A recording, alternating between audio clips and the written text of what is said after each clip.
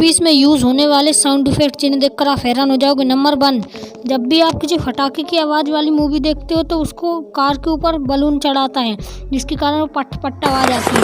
Number 2, जब भी दोस्तों आपने देखा होगा कि घोड़े की जब बस सीन आता है घोड़े का, तो उसमें घोड़े की आवाज़ पत्थर से ऐसे की जाती है, कुछ आप देख सकते हैं।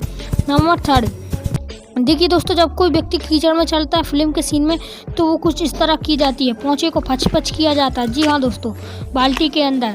नंबर 4 पर देखिए दोस्तों, जब भी किसी एयरक्राफ्ट को जब चलाया जाता है तो उसको कुछ इस प्रकार से साइकिल के टायर से पड़र किया जाता है, जिसके कारण वो इतनी मस्त रिंगटोन मतलब धुन आती है। नंबर 5 पे देखिए दोस्तों, जब भी कोई बम्प का सीन आता है तो उसके लिए वो क्या करते हैं कि इसको ऊपर रेत डालते हैं, जिसके कारण शानदार आवाज़ आती है।